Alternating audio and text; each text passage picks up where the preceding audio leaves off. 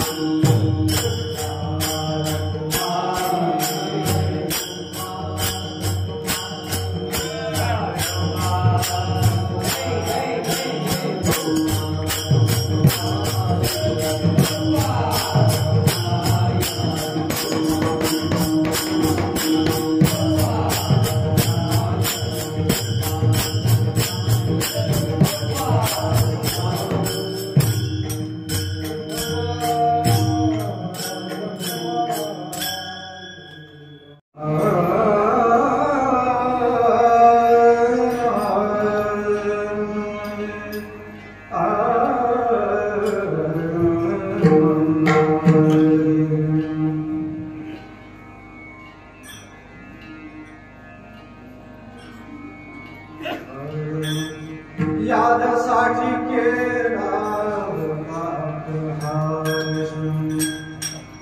यादसाठी केला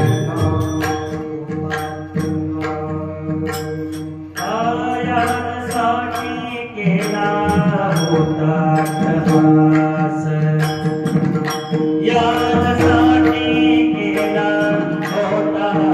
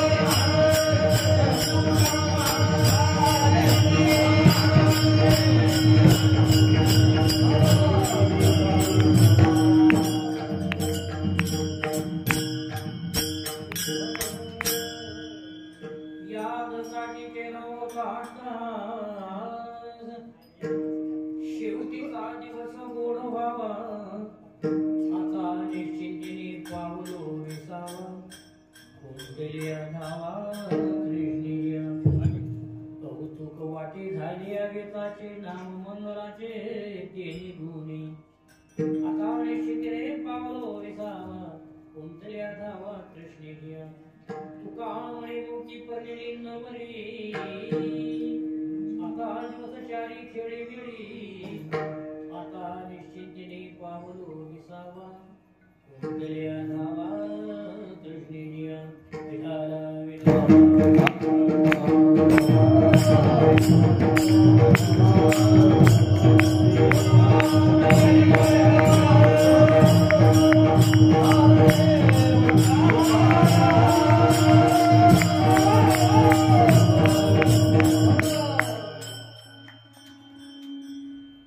जगत वंदनी महान वैष्णव श्री संत तुकाराम महाराज देवपर्यंताच्या आचरण्यामधून वर्ष श्राद्ध निमित्त घेतलेला आहे. यावरच जसं भगवान कधी येईल तसं बोलण्याचा प्रयत्न करू.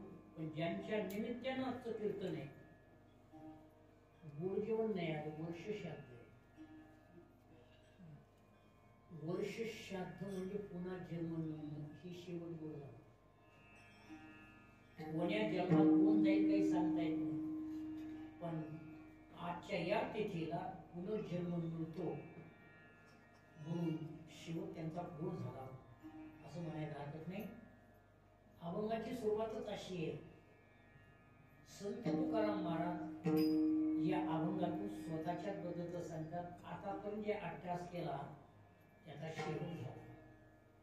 त्याच्या अगोदर कीर्तनाचं चिंतन करण्यापूर्वी महादेव, दत्तात्रेय, ब्रह्मदेव आणि गुरु तिघालाही बरोबर अगोदर संत श्रेष्ठांना नमस्कार करावा का अगोदर देवाला नमस्कार करावा? यापेक्षा थोडा ऐका. संत श्रेष्ठ का देव श्रेष्ठ? त्याचं विश्लेषण असे, देव सृष्टीचा नाश करतो आणि संत दुर्गुणाचा नाश करतात. म्हणून देवाहीपेक्षा संत श्रेष्ठ असल्यामुळे पहिलं आपण स्तवन गुरूंचं करू. नमन माझे गुरुराया महाराज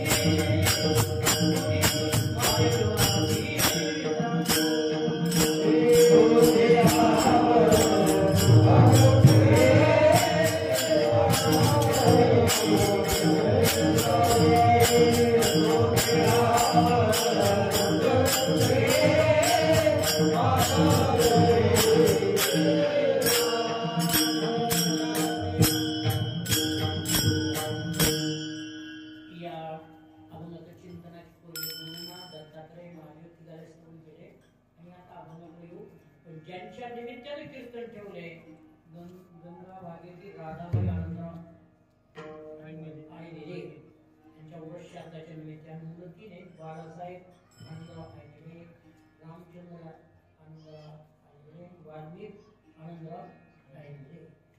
तिघजणी मुलांनी मोठ्या अट्टासानं कौतुक हे वाडा कोणी सांभाळी, जमीन कोणी सांभाळी, बँकेतल्या नोटा कोणी सांभाळते, पण कीर्तनाला लागणारे योग्य गायक मंडळी आणि मदंगाचार्य गायनाचार्य सांभाळणं का कठीण आहे. त्याच्यात भागवा म्हणणारे भरती गाव आहेत, पण भागवाभावी न करता योग्य गायनाचार्य मंडळी बनविली त्याला मला अट्टहास केला. आपल्या वर्ष श्राद्धाच्या निमित्तानं, आपल्या आईच्या निमित्तानं, आपल्या आईच्या वर्ष श्राद्धाच्या निमित्तानं ही जे गायक मंडळी बनविली सगळी अगदी योग्य आहे. मृदंगाचार्य सुंदर, गायक सुंदर, आणि त्यामुळं आता कीर्तनाला असं मला वाटतं रोगी 1-2 तास तरी कीर्तन सोडून खेळ कुठे मैदानात पहिलवानच लोक पाहिजे. अभंगाची सुरुवातच कशी आहे याचं पण अनुमान प्रमाण. संत तुकाराम महाराज ब्रह्मस्वरूपात पोहोचलेले योग्य अधिकारी आहेत. जिथं देव सुद्धा त्यांचं न सांगता काम करत होता, एवढा त्यांचा अधिकार श्रेष्ठ तुकाराम महाराजांचा. त्या तुकाराम महाराज कोणतरी विचारलं असतं, आपण त्याला अनुमान प्रमाण म्हणतो. कोणीतरी विचारले, महाराज विठाला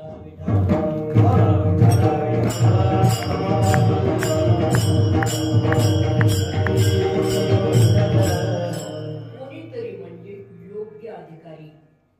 आन अधिकारी विचारू शकत नाही, आणि आन अधिकारी गेलं तर काय बोलावं तेही कळत नाही. योग्य अधिकाऱ्याकडे योग्य प्रश्न विचारणारा त्याला म्हणावं मुमुक्षू. आन अधिकाऱ्याकडे योग्य अधिकारी गेला, त्याला प्रश्न टाकला, कोण अनाधिकारी? नाही, भाषाकडे अनाधिकारी आहे, योग्य नाही, पण योग्य अधिकारी त्याला प्रश्न विचारला, काही सांगताच येत नाही, म्हणजे विचारणाराच अनाधिकारी ठरला. दुसरं उदाहरण सांगतो. गायन करणारा योग्य आहे,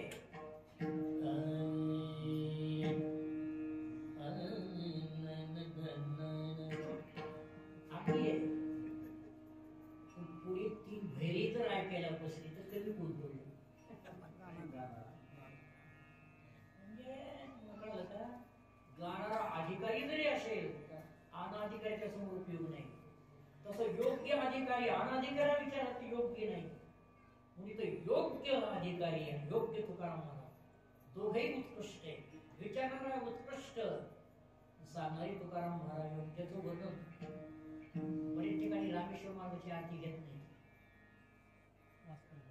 अगदी चूक आहे. तुम्ही सांप्रदायातली माणसंच नाही, तुम्ही तुमचं मतांतर मांडले.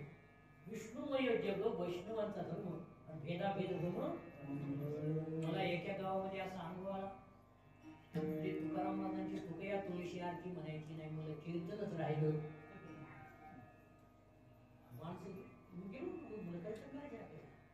तुकारामाची आरती म्हणायची असं तो म्हणते, गावले म्हणजे महाराज मंदिरात फिरतात, तिथं आपण घेतो तुकाराम तुकाराम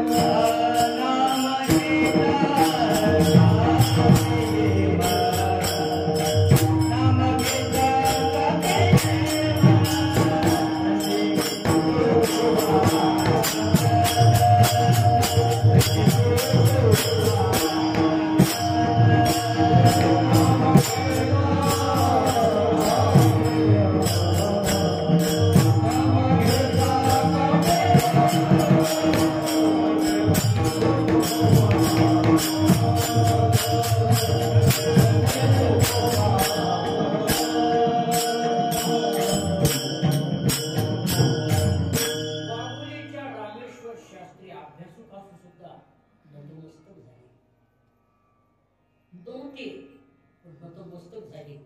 काही नतमस्तकच होत नाहीत, त्याच्यापेक्षा छळून नतमस्तक झालेले बरे का न शब्दाने ठेवलेले बरे.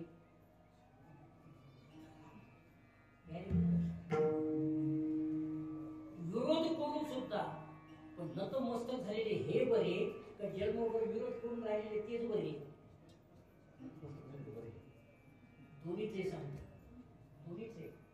जन्मभर विरोध करून जर गेला तर त्याला जन्म चांगला आहे, पण जन्म विरोधच पाहिजे. विरोधही करीत नाही, श्रद्धा ठेवीत नाही, वाया गेली. उदाहरण सांगतो. उदाहरण, वानर शेवटपर्यंत रावणा बरोबर लढाई मेले. वानर मेले, पण कोणाबरोबर लढाई केली? रावणाबरोबर. मग रावणाला मारीक मारीक मेले म्हणजे चांगले मेले का चांगले मेले? इथं रामायण कांदी देवा म्हणजे शेषकांनी समोर आहे. रावणाबरोबर लढाई करीत वाणीला मेले म्हणजे रावणाचा ध्यास करीत मेले, आणि राक्षस रामाचा ध्यास करीत मेले. तर चांगले कोणते गेले? पाहिलं का? विरोध करणारे राक्षसच गेले, पण रामानं पुन्हा त्यांच्या रामकृष्ण दोघांनी सारखे केले. तसं इथं अभंग सांगायचं आहे. संत तुकाराम महाराजांकडे येणारा योग्य उत्कृष्ट आहे, मुमुक्षु आहे, साधक आहे, आणि त्याने विचारले महाराज मागच्या जन्मापासून तुम्ही परमार्थ करीत आलात, अगदी मान्य, आणि या जन्मामध्ये जे परमार्थ करीत राहिला येतो फल तुमच्या पदरामध्ये काय पडलं? आता उदाहरण सांगतो. साधनाचा शेवट साध्यात व्हावा तव शेवट झाला. रस्ता कुठवर चालावं? गावीपर्यंत. गाव आलंच नाही तर शेवट झाला का राहिलो? बोर खांद्याला सुरुवात केली, पाणी लागलंच नाही, कुठवर खांदावं? पाणी लागेपर्यंत बंद करू. जवळ पाणी लागत तेव्हा मला शेवट झाला. रस्ता इथपर्यंत चालावं की गाव येईपर्यंत. तसं साधना इतकी करावी की साध्य पदामध्ये पडेल. त्याला उदाहरण आता चर्चा केली. कापूस आपल्या पदरात कवा पडला म्हणून साधं उदाहरण. पेरला ठीक आहे, उगवला ठीक आहे, त्याला फवारणी केली ठीक आहे, त्याला वेचायला मिळाले ठीक आहे, ते घरात आणून ठेवलं त्याला लागले उंदर, इकडून तिकडून ते घातलं फवारून फॅक्टरीला, आणि फॅक्टरीचे पैसे पदरात पडले. जवळ पदरात पडत नाही तर शेवट नाही. अट्टहास करीत राहिले तेव्हा आत्ता पदरात पडले. तसं साधना करीत करीत राहिलो आणि त्या साधनामुळं कोणती पदरामध्ये पडलं त्याचं नाव आहे जीवनमुक्ती. तुकारामांच्या दोन स्त्रियाचं नाव नका. मुक्ती या शब्दाचा अर्थ आहे मरणमुक्ती. पण इथं मरणमुक्तीचा अर्थ कसा घ्यायचा नाही. देहात असून देहाचं ममत्व सुटणं हे साधनाचं फळ आहे. शरीर असून सुद्धा आपली ममता नाही देही, आपले स्वतःचे ममत्व राहिलं नाही. ही मुक्ती प्राप्त करण्यासाठी तुकाराम महाराज म्हणतात आयाचा अट्टहास केला. पण साधना कोणती केली, कशामुळे केली? मी माझ्या आयुष्यात फक्त एकच केलं. तुका मने मोठी परनेली न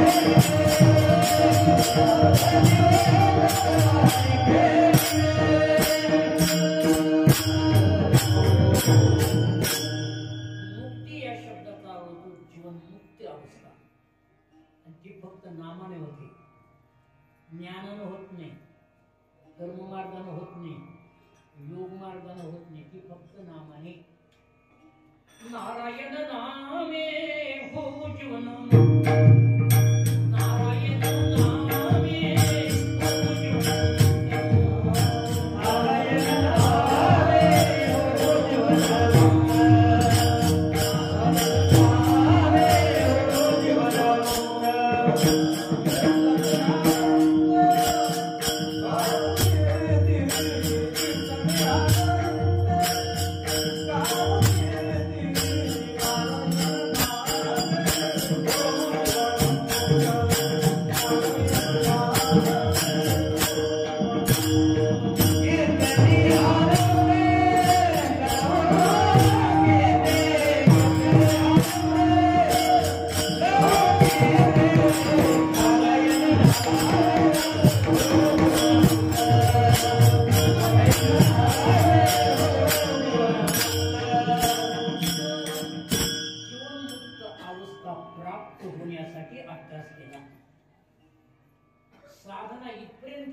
साध्य पदरामध्ये पडेपर्यंत याच्यासाठीच परमार्थाचा ध्यास, याच्यासाठीच परमार्थ, याच्यासाठीच रात्रंदिवस कोणती साधना केली असं जर विचार केली, एकच सांगा साधना, फक्त नामचिंतन.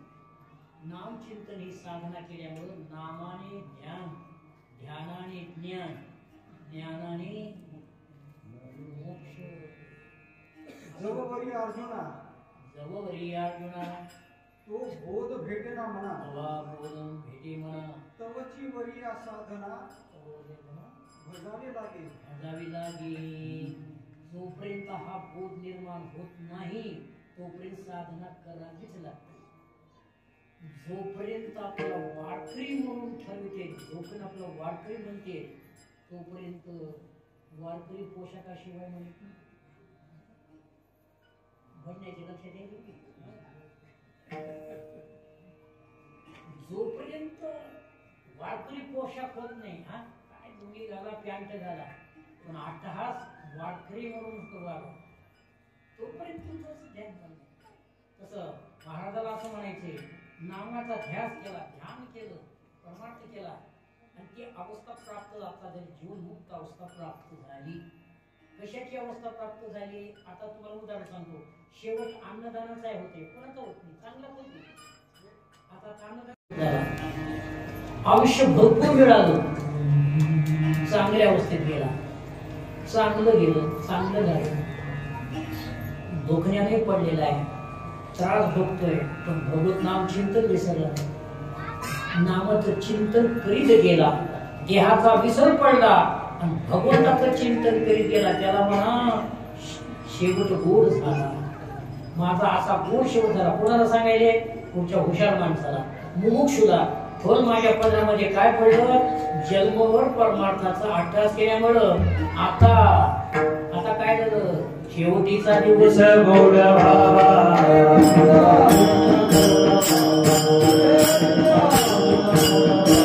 त्यासाठी केला होता.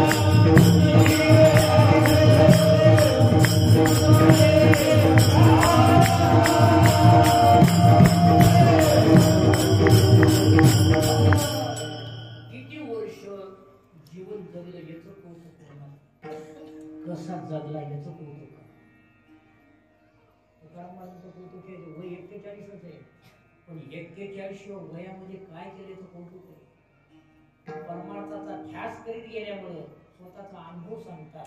शेवटीचा दिवस गुण होण्यासाठी अट्टहास केला. आपण उदाहरण सांगतो.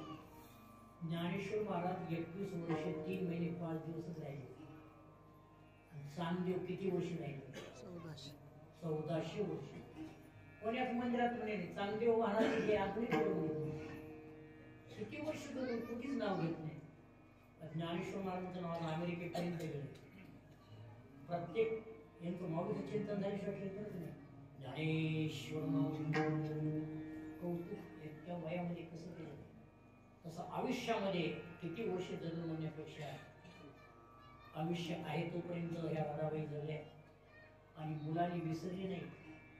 गोड जेवण केलं त्यावेळेस आईचं महत्व सांगितलं होतं. आणि ज्या दिवशी गेल्या त्या दिवशी वर्ष यंत्राच्या निमित्तानं पुन्हा कीर्तन ठेवलं म्हणजे धन्यवाद आहे, अभिनंदन करतो हे मुलं. एकदाच नाही केलं, जबाबदार गेला, गोड जेवणही केलं आणि वर्ष श्राद्ध म्हणजे आईला विसरले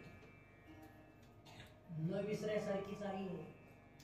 सगळं विसरलं हा पण नाही. पैसा गेला विसरा, जमीन गेली विसरा, एखाद्या महाराजाचं नाही पटलं विसरा, एखाद्या गावाल्याचं नाही पटलं विसरा, पण आईला विसरा. आई तुझी आठवण येते, आई तुझी मुलांनी दाखवून दिल्या. आईच्या वर्षाच्या निमित्तानं कीर्तन ठेवून अभंग मात्र हे घेतला. शेवटीचा दिवस गोड व्हावा, अट्टहास गेला आणि ते गोड झाला. आता हे अभंग गेल्यानंतरचा का आधीच आहे? गेल्यानंतरच नाही, अगोदरच आहे. जिवंतपणी असते ती जीवनमुक्त अवस्था आणि गेल्यावर असते मरण अवस्था, मरण मुक्ती अवस्था. ऋषी कोणती अवस्था मागते? देशीच्या करेक्ट भागवत काय ऋषी म्हणतात पुनर्जन्म न विद्यते, पुन्हा जन्मालाच नको. वारकरी सम्राट लोक म्हणतात जरी दुःख जरी असेल तर परमार्थासाठी मृत्यू लोकात झाला. मागणी कशी? जीवनमुक्त अवस्था प्राप्त झाली. आणि तर मृत्यू लोकाचं जर वर्णन ऐकलं तर जर ज्ञानशून्य म्हणतात मृत्यू लोकाची कहाणी ऐकली कोणाच्या सरणी काही मुलाच्या दुर्गेदरा बरेची होय. सुखी कोणी नाही, दुःखमय जरी जगत असत तर परमार्थासाठी योग्य ठिकाण म्हणजे मृत्यू लोक आहे. आणि म्हणून मृत्यू लोकात जन्म व्हावा असं देव सुद्धा म्हणाले. मृत्यू लोकी व्हावा जन्म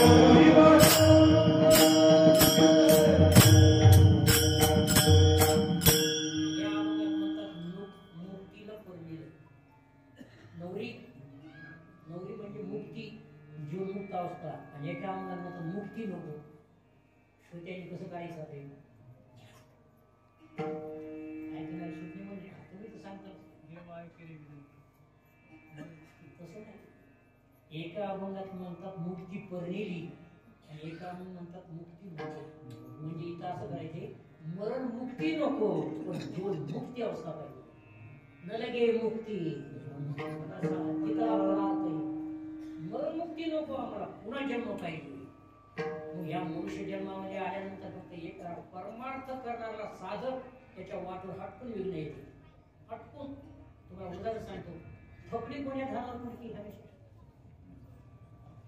आता हे तर फकडी कोण्या सावध पडते. तसं चांगल्याच माणसावर विघ्न येते. जीव कधी परमार्थ करीत नाही, काही विघ्न येत नाही, हिरचू चालत नाही, भूत लागत नाही, काहीच नाही. चांगलेच माणसे पाठीमागे जे वाटून जे साधकाचे येतात ते बाहेरचे शत्रू कशी जिंकता येते सांग भेद रूपाने. पण परमार्थ करणारा हृदयामधील जे शत्रू आहेत काम क्रोध मन मत्सर दंभ अहंकार ते वाटेला देत नाही. हे तो ज्ञाननिधीचे भोजन, हे तो ज्ञाननिधीचे भोजन.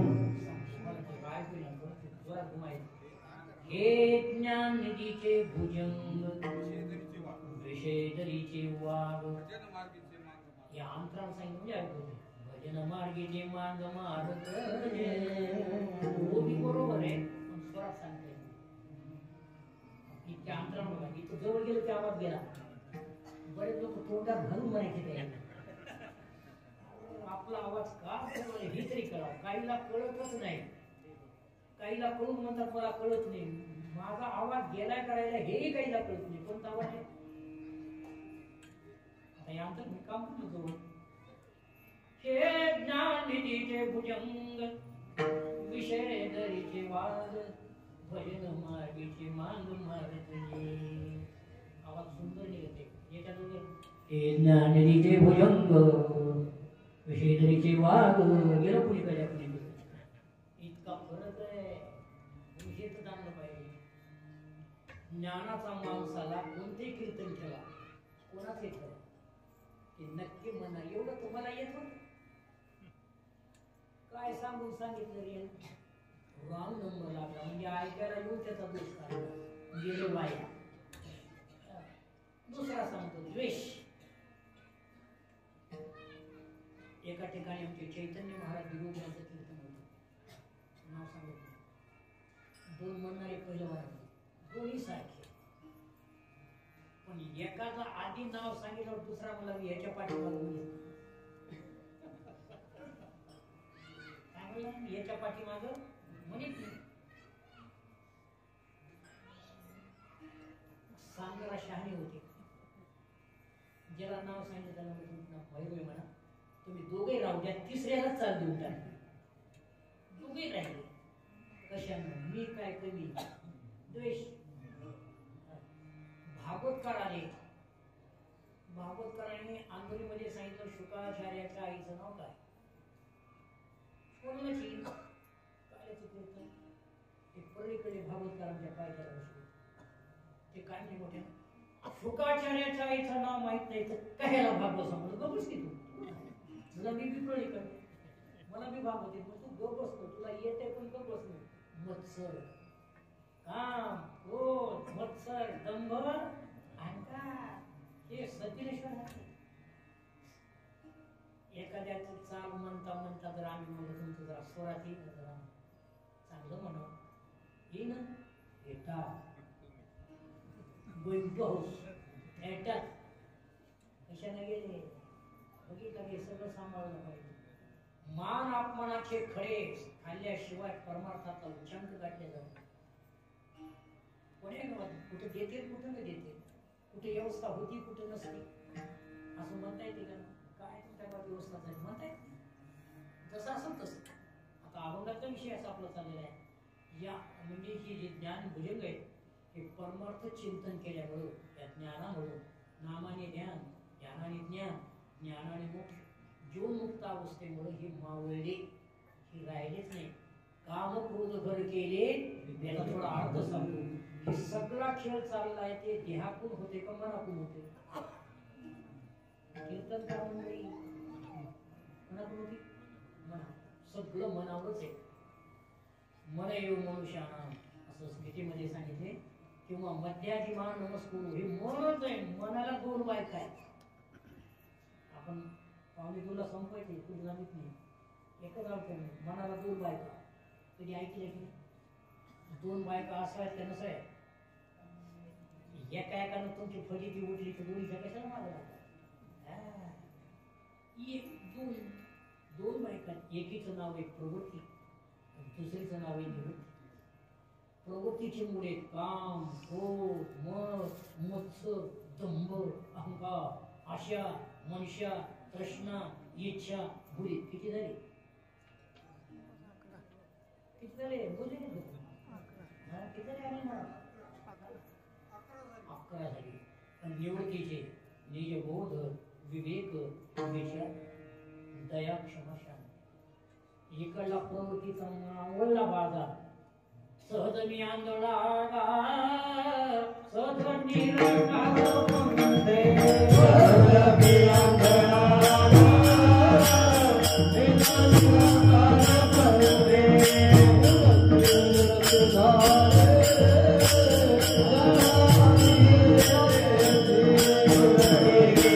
Yeah.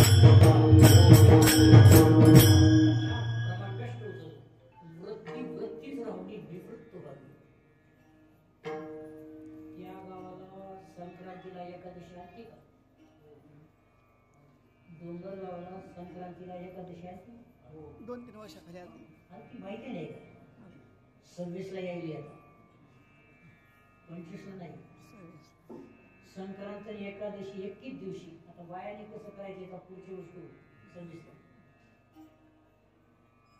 एकादशी संक्रांतीला आल्यावर सण कोणाचा आहे? बायाचा का पुरुषाचा?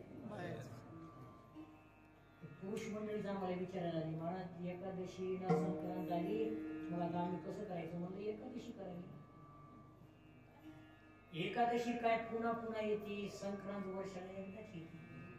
बघा कशी वृत्ती म्हणलं मग सण बायाच आहे तुम्ही का करायचं तुम्ही काय करा नाही. बाया म्हणाल्या पुरुष जेवल्याशिवाय आम्ही पूर्णाच्या पोळ्याला मोडा गेली वृत्ती कुणीकडे पाहून तिकडे नजर लावली. अगोदर सांगतो एकादशीच्या दिवशी सुपारीचा काय कमी ठेवला? सुपारी पडायचा ब्राह्मण बोलले 3,000 गुलाबजामुनची पद्धत केली माणसं बसले ती मालकाला म्हणू लागली अहो तुम्ही मालक आहे तुम्ही या ना आमच्या पुढच्याला या ना आपण चांगली. ते म्हणलं आलो असतो हो पण एकादशी आलो असतो हो काय आलो त्याच्याकडे वरती गेली की नाही त्याच्याकडे सर्व ठेवून सुद्धा नजर जाऊ नये. वैराग्य विवेकेशी वैराग्य विवेकेशी वैराग्य विवेकेशी विवेकेशी आटे बंद मोक्षाशी आणि मोक्षाशी वृत्ती तव निवृत्तीशी जळून वृत्ती जाय निवृत्तीशी जळून जाय शाबाश विठा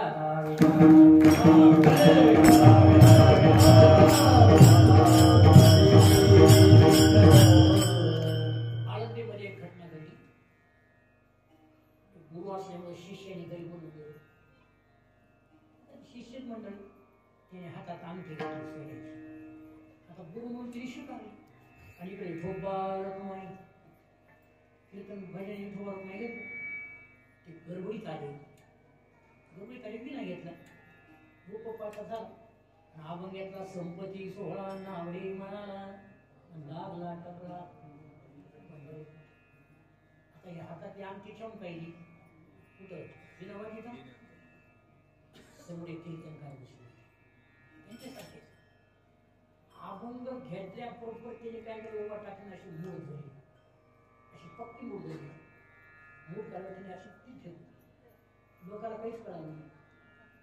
लोकांना काय ना हे उठून मूठ का दाबली हे असं काय केलं काय याचा अर्थ होता शिष्याने जरी घातलं तर बाबा मी याच्यात बोलू. ही वृत्ती काम क्रोधाची सगळं नष्ट झाल्यामुळं अभंगाच्या द्वितीय ठेवत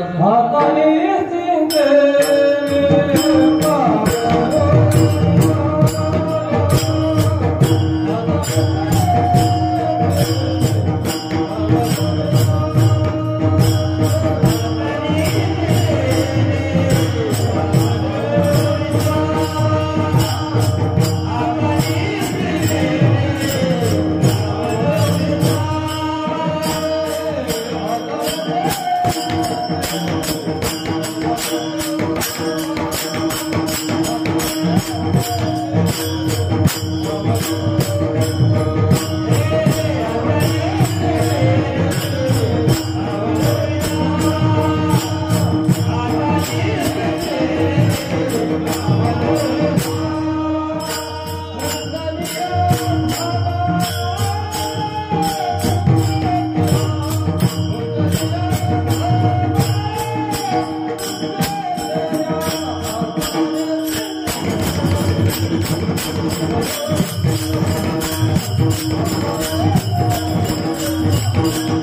आता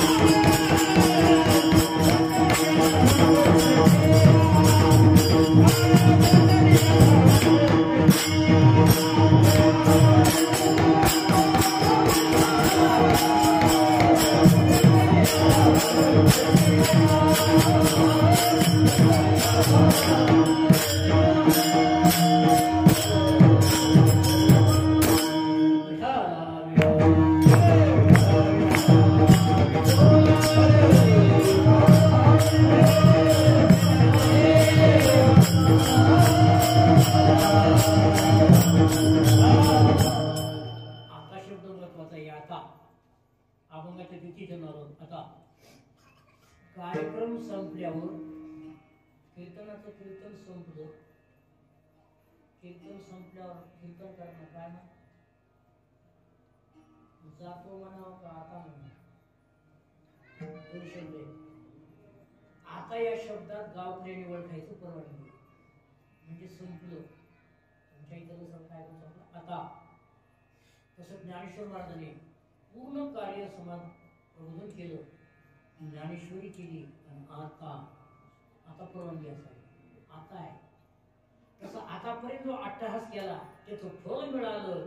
अगाने शिंदेने पाहून विसावं हे सगळे आशया मनशा तशा सगळ्यात मावळ्या की काहीच राहिलं नाही. आता फक्त मी देवाची एक आस करतो.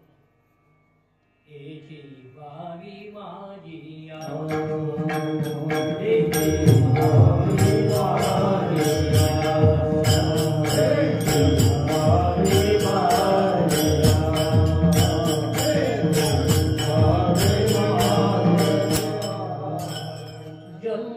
जन्मी तुझा दास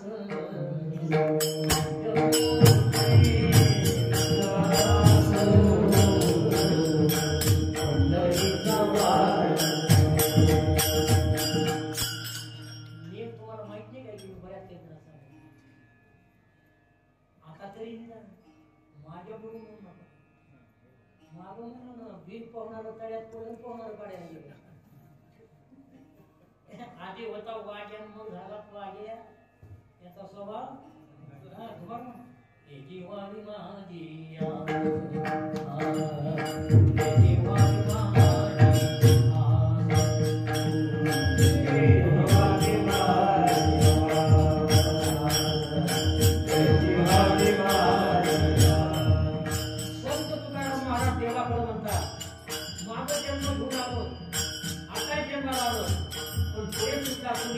भक्त माझी हात पूर्ण करा.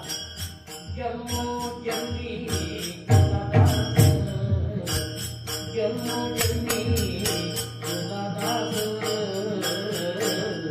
देवानी माझी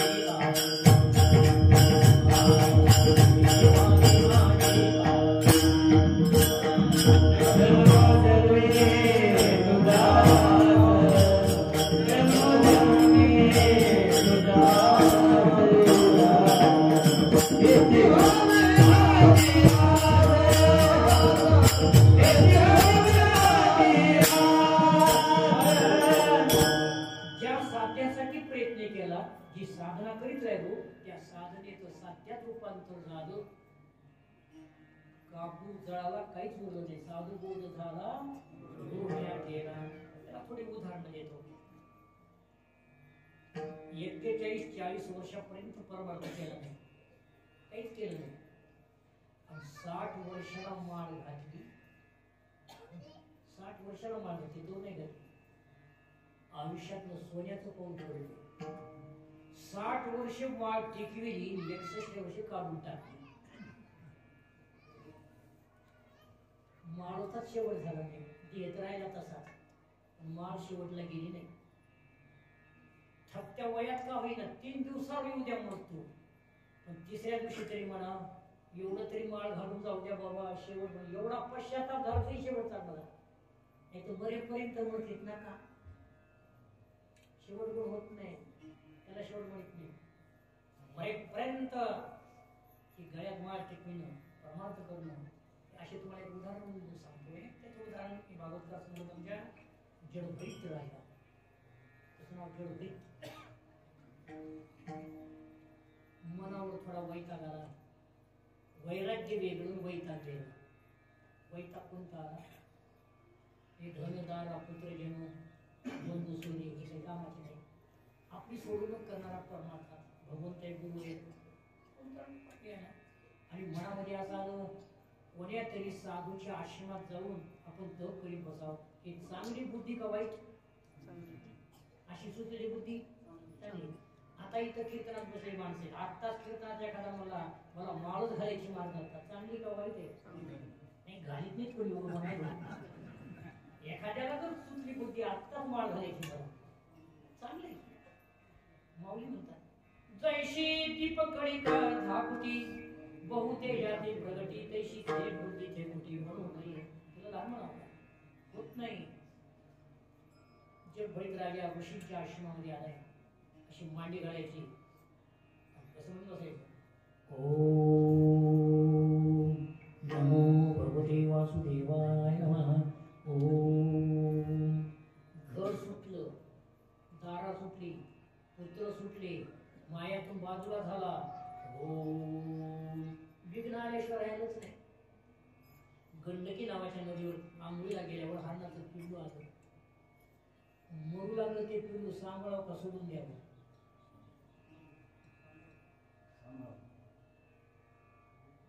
त्याला साधू पण म्हणे जे करंजले गाजले अशी म्हणे जो वाकुले तो दया केली ते आपलं पण दयेचं रूपांतर माहीत झालं. हाच फरक आहे. दया बरोबर आहे पण माहीत नाही. आपल्या भावाचा मुलगा आला आणि आपला आला. आपल्या उजव्या हातात कलम होती ती इकडे भावाकडे गेली इकडे आंबी आली. दया केली का नाही? काय झालं?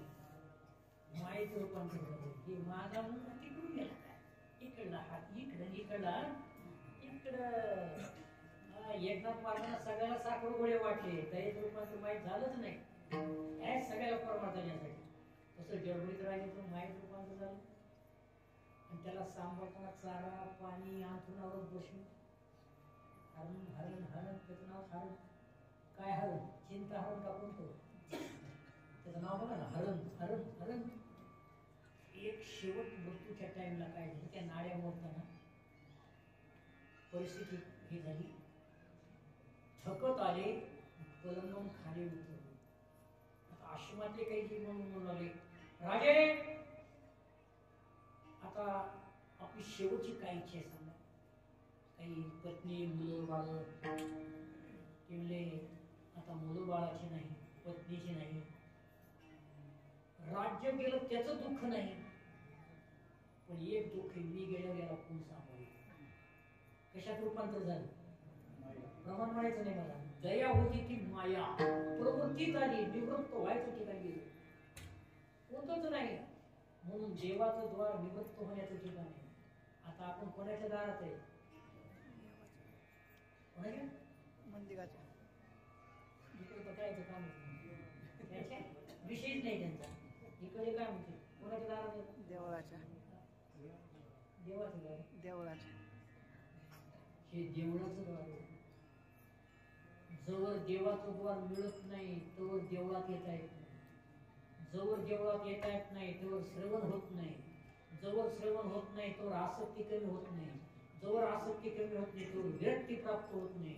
जवळ विरक्ती प्राप्त होत तोवर ज्ञान वैराग्य प्राप्त होत नाही. आणि ज्ञान वैराग्य प्राप्त जीवनमुक्त अवस्था झाल्याशिवाय काय झालं मग? जडभरीत राजा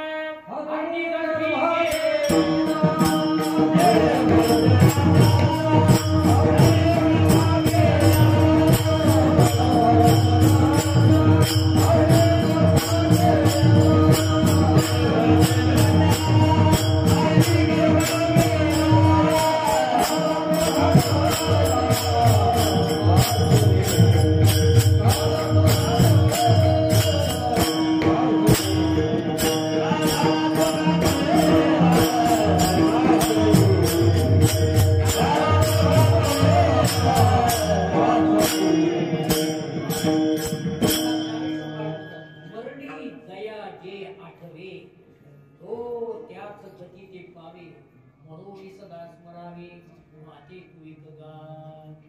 हळू हळू हळू परमार्थाला लागावं त्याचा शेवट चांगला व्हावं. हळूहळू लागतच नाही त्याचा शेवट कसा होईल. परीक्षेत बसलेले पास होते का परीक्षेत न बसलेले पास होते. काही परीक्षेत बसतच नाही पास कसे होतात. तसे काही परमार्थात घुसतच नाही पण कसं मिळवत. परमार्थात घुसावं आणि पास व्हावं त्याचं नाव फळ आहे. जे चिंतन तुम्हाला येईल ते शेवट चांगला होते. मरणी दया आठवेत त्या म्हणून धुंडा महाराज देऊळकरांनी 1974 मध्ये त्यांच्या मठामध्ये सुरू केलं. झडझडोनी वहिला नील हे भक्तीचे वाटेला ज्या पावशी अव्यंग धाम आहे नतत भासते सूर्यो शंको पावका यत् गत्वा निवर्तन्ते तद्धाम परम. आवाज पाहिला होता गेले माणसं त्यांचं हेच कारण होतं. आता त्याच्यानंतर तुकाराम महाराज म्हणायचे परमार्थ सुखात व्हावं का दुःखात व्हावं. आपण तिसऱ्या आपण नाही टाळकऱ्यांना मला शोध विचारतो दुःखातूनही व्हावं सुखातूनही व्हावं. सुखातून आठवत नाही आणि दुःखातूनही कधी कधी आठवत नाही. बऱ्याच लोकांना तुम्ही रामायण वाचत होता काय झालं. अहो रामायण सांगत होतो वाचत होतो आमच्याच मागं दुःख लागलं का सोडून दिलं. देव देव करता काय लागलं दिलं सोडून. काही ना तुमचं काय झालं तुम्ही चांगले होता की काय झालं. अहो सगळं चांगलं होतं मी तिथे गेल्यावर मला रामायणातून उठली आणि तेव्हा मी गेलोच नाही. अहंकार आला कुठं कोणतं कुठे घेतेच आडवं. पण संत तुकाराम महाराजांना असं म्हणायचे सगळ्या माझ्या आयुष्यातलं जर पाहिलं आई गेली वडील गेले दुकानचं दिवाळ काढलं संतोनाचा मुलगा गेला गाथा बुडविला भावानं वह्या मागितल्या माझ्या वह्याने बुडवून टाकल्या. सगळं दुःखाचे डोंगर आहे पण या दुःखाच्या डोंगरात सुद्धा मला अभंग आठवला. पहाते पांडव अखंड वनवासी पहाते